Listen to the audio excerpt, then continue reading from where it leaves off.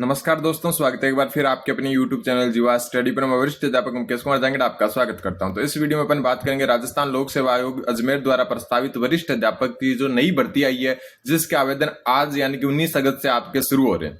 पूरा एकदम डिटेल से जानेंगे कि क्या डॉक्यूमेंट्स आपको चाहिए। एक जाति प्रमाण पत्र को लेकर आप थोड़ा सा कंफ्यूजिंग है, उसको भी अपन क्लियर करेंगे। और एक स्टूडेंट दो जो है पेपर भर सकता है, मतलब 2 सब्जेक्ट से पेपर दे सकता है। वो कैसे दे सकता है वो भी अपन चर्चा करेंगे। सबसे पहले आपको बताइए कि जो है विज्ञप्ति बहुत पहले जारी हो चुकी थी और पदों की संख्या का विवरण यहाँ पर दिया हुआ है कि सब्जेक्ट में कितने पद है। सबसे ज्यादा मैथ में है, फिर विज्ञान में और सबसे कम आपका गुजराती में है। ठीक है, अब बात करते हैं आवेदन की। तो आवेदन आज से शुरू हो चुके हैं आपके। और एक डॉक्यूमेंट्स के बारे में मैं आपको बता दूं, मैंने जो है पिछले वीडियो में बताया था जाति प्रमाण पत्र के बारे में। ठीक है, वो जाति प्रमाण पत्र आप जो है किस हिसाब से बताया था मैंने उसमें कि 2 तरीके होते हैं आपके पास। या तो आपके पास जो है फॉर्म की लास्ट डेट से पहले का होना चाहिए, लास्ट डेट से पहले का होना चाहिए। या दूसरा, अगर आप जो है क्या करोगे कि सिलेक्शन के बाद एफिडेविट लगाकर नया बना सकते हो। ठीक है, नया बना सकते हो। ये 2 बात मैंने बताई थी पिछले वीडियो में। अब आप जो थोड़ा सा इतना सीरियस ले गए इस चीज को कि आप ये सोच रहे हो कि अभी चाहिए आपको, ये ऐसा नहीं है। ये आपको अभी फॉर्म फिल करते समय ऐसा कोई भी जाति प्रमाण पत्र नहीं चाहिए। जाति प्रमाण पत्र फॉर्म फिल करते हुए किसी भी प्रकार से नहीं चाहिए। ये बात हो रही है मेरी कि कल को आपका सिलेक्शन होता है तो आपसे वो फॉर्म की लास्ट डेट से पहले का जो है जाति प्रमाण पत्र मांगेंगे। अगर ये आपके पास है तो आपको ज्यादा प्रॉब्लम नहीं होगी। ये अगर आपके पास नहीं है तो आपको फिर जो है सिलेक्शन के बाद में जो है एफिडेविट यानी कि जो शपथ पत्र होता है ना, उस शपथ पत्र बनाकर नया बनाना होगा आपको शपथ पत्र के साथ में। ठीक है, तो इसमें कोई प्रॉब्लम की बात नहीं है। फिलहाल जो फॉर्म फिल करते समय कोई जाति प्रमाण पत्र आपको नहीं चाहिए। ठीक है, अगर आपके पास अभी लेटेस्ट बनाया हुआ है 6-7 महीने का तो वो चल जाएगा। क्योंकि आगे अगर आप सिलेक्शन लेते हो तो आपको डायरेक्ट पुराने वाला ही मांगते हैं। नए के लिए फिर आपको एक शपथ पत्र देना होता है, उसके साथ में नया जाति प्रमाण पत्र देना होता है। तो इसको जो आप थोड़ा सा अलग तरीके से समझ गए कि फॉर्म में आपको चाहिए, फॉर्म में आपको किसी भी प्रकार का जाति प्रमाण पत्र नहीं चाहिए। ठीक है, फिर बात आती है अपनी और अदर कोई डॉक्यूमेंट। तो अदर ऐसा कोई डॉक्यूमेंट फिलहाल फॉर्म में नहीं चाहिए। बस आपको जो है ओटीआर में हो सकता है कुछ संशोधन करना, वो अलग बात है, उसको उस हिसाब से जो है आप कर सकते हो। बाकी जो है आप ऑफिशियल जो फॉर्म फिल करोगे उसमें ऐसा कुछ नहीं चाहिए। ठीक है, दूसरी बात अपन बात करें कि आपका आवेदन जो शुरू हो चुके हैं आज से, आप जो है अप्लाई कर सकते हो। लेकिन कई स्टूडेंट जो 1 से अधिक सब्जेक्ट के लिए अप्लाई कर सकते हैं, वो कैसे कर सकते हैं मैं बता दूं आपको।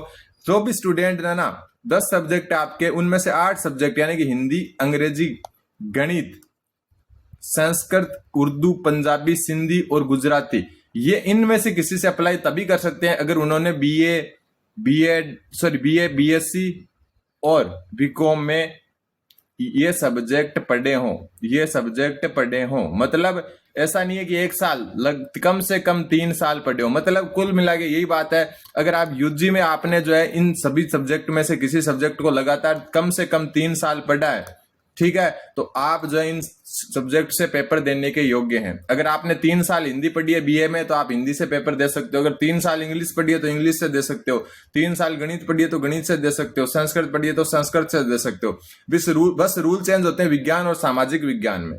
ठीक है, विज्ञान में कैसे चेंज होते हैं कि विज्ञान में आपको जो है physics, chemistry, zoology, botany, microbiology, biotechnology, biochemistry जो है, इन सब्जेक्ट में से कोई दो सब्जेक्ट जो है आपको ग्रेजुएशन में पढ़े हुए होने चाहिए। ठीक है, अब जो मान लो कि एक स्टूडेंट है जिसके पीसीएम है, मतलब फिजिक्स, केमिस्ट्री और मैथ है, तो यहां पर दोनों रूल जो है फॉलो हो रहे हैं। क्यों? क्योंकि उसने गणित भी पढ़ रखी है 3 साल और पीसीएम में जो आप फिजिक्स, केमिस्ट्री यानी कि जो आपके साइंस वाले सब्जेक्ट है उसमें से एटलीस्ट 2 यानी कि कम से कम 2 सब्जेक्ट आपके यूजी में रहे। तो आप मैथ से भी फिल कर सकते हो, साइंस से भी कर सकते हो। लेकिन मैं सिर्फ ये आपको बता रहा हूं, बाकी आप जो भी स्टूडेंट हैं वो सारे ध्यान रखें, अपने मेन सब्जेक्ट के साथ जाना चाहिए हमेशा। क्योंकि आरपीएससी 2nd ग्रेड का मामला है, कोई छोटी मोटी ये वैकेंसी नहीं है।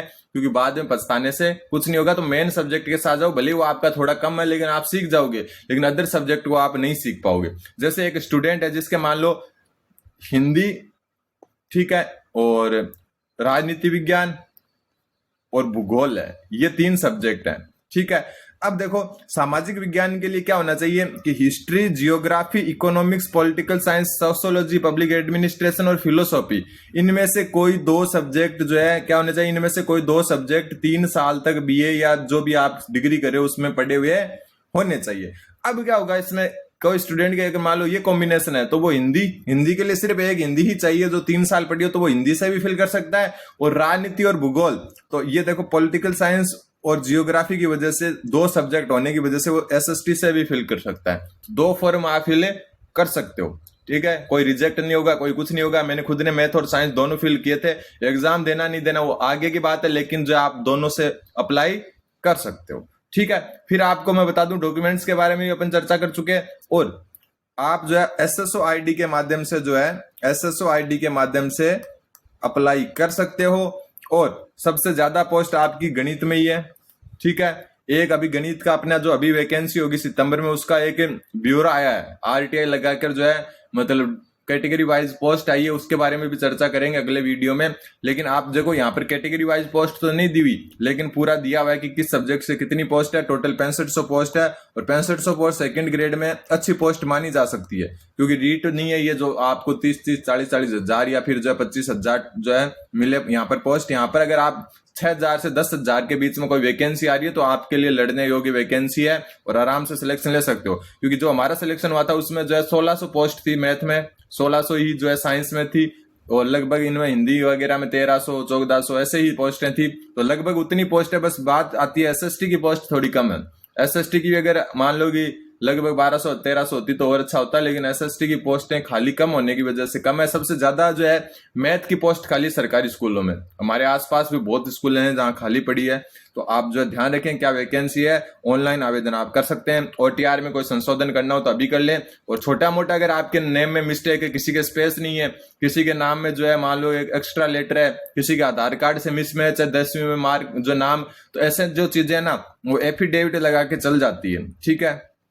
हालांकि आजकल रूल थोड़े जो है स्ट्रिक्ट कर दिए, फिर भी जो है इतनी प्रॉब्लम छोटी माइनर चीजों के लिए नहीं आएगी आपको। ऐसा नहीं है आप किसी का फोटो ही दूसरे का चिपका दो, डेमी कैंडिडेट वाला मामला बता रहा हूँ, वो अलग बात है। वरना जो छोटी छोटी माइनर मिस्टेक्स होती है कि मान लो कि आप में किसी के जो है स्पेलिंग में आर लगा हुआ है, किसी में डी लगा हुआ है, किसी में कोई लगा हुआ है, उसके जो है इतनी प्रॉब्लम है नहीं आएगी। तो आप अच्छे से आवेदन करें, 1-2 दिन रुक कर थोड़ा सा देखें क्या माहौल चल रहा है, उसके बाद में आवेदन करें। आज ही आवेदन करना आपके लिए जरूरी नहीं है। बाकी जो है पूरा डिटेल से नोटिफिकेशन आप देख सकते हो एकदम क्या क्या कहा गया है इसमें, ठीक है।